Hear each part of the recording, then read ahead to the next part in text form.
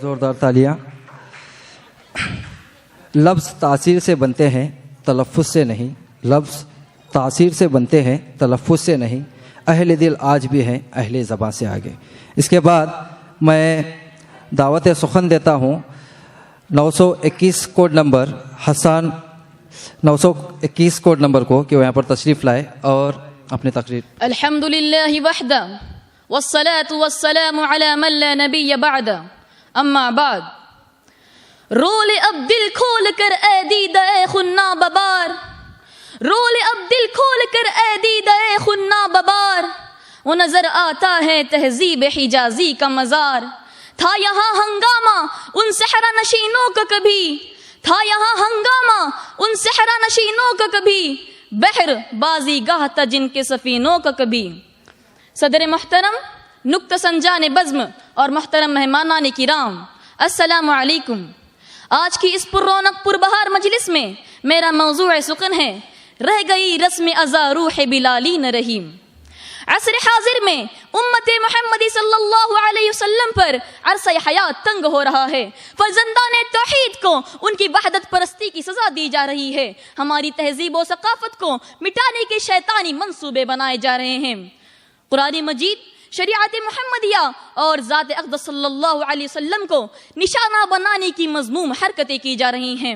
مسجدوں سے بلند ہونے والی اللہ اکبر کی صداؤں کو دنیاوی قوانین کی بندشوں میں مقید کرنے کی ہر ممکن کوششیں کی جا رہی ہیں.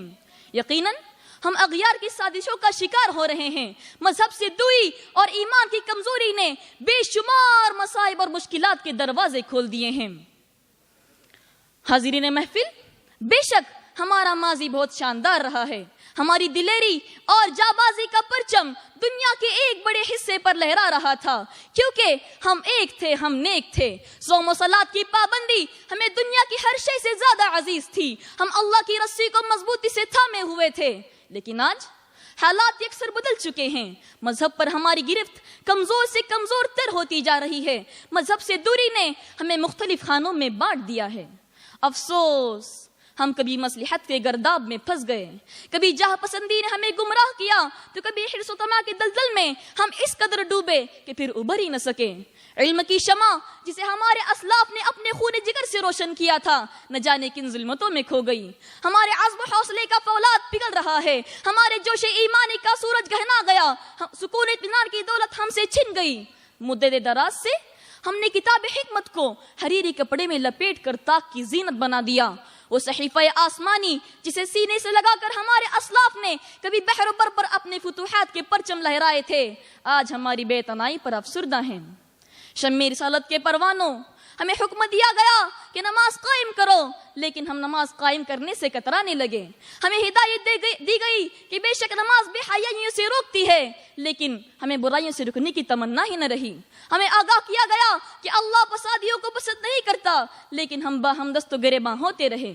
نبی امی صلی اللہ علیہ وسلم نے حصول علم کی تلقین کی، لیکن اکتساب علم کو ہم شجر ممنوعہ سمجھتے رہے. ہمارے کتب خانے ویران اور کتابیں گرد آلود. ایک وقت وہ تھا جب اذان بلالی سنتے ہی تمام صحابہ کرام رضی اللہ عنہم مسجدوں کی طرف دوڑ پڑتے تھے، اور آج مؤذن کی پکار ہمیں عبادت گاہوں تک لانے میں ناکام. بڑے افسوس کے ساتھ کہنا پڑتا ہے، مسجد تو بنا دی شب بھر میں ایما کی حرارت والوں نے. مسجد تو بنا دی شب بھر میں ایما کی حرارت والوں نے. من اپنا پرانا پاپی ہے برسوں میں نمازی بن نہ سکا. ہماری نئی نسل ڈھابوں، ویڈیو پارلر، سائبر کیفے کے ہنگامہ آرائیوں میں گم ہے. یہی وجہ ہے کہ آج طاغوتی طاقت حکمراں اور ہم محکوم ہیں. ہم نے کبھی سوچا ہی نہیں کہ ذلت و خواری ہمارا مقدر کیوں ہے. آج اپنی کمائیگی پر ہم دل گرفتہ ہیں، لیکن اپنی اس شرمناک ذلت و خواری کے ذمہ دار ہم خود ہی تو ہیں. خود کردارا علاج نیست. برادران ملت، ماضی کی لغزشوں پر نوحہ خوانی لا حاصل ہے. آئیے مسالک اور عقائد کے اختلافات سے اوپر اٹھ کر سبز پرچم تلے جمع ہو جائیں. آئیے آج یہ عہد کریں کہ مسجدوں کی میناروں سے بلند ہونے والی حی علی الصلاح، حی علی الفلاح کی پرخروش صدائیں رائیگاں نہیں جائیں گی. آئیے آج یہ عزم مصمم کر لیں کہ ہم اپنا کھویا ہوا وقار اور عظمت رفتہ دوبارہ حاصل کر کے رہیں گے.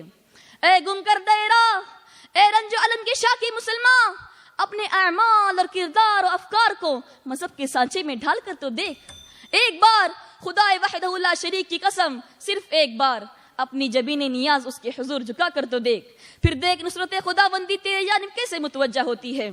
فضائے بدر پیدا کر فرشتے تیری نصرت کو، فضائے بدر پیدا کر فرشتے تیری نصرت کو، اتر سکتے ہیں گردوں سے قطار اندر قطار اب بھی۔ وما علینا البلاغ۔ السلام علیکم۔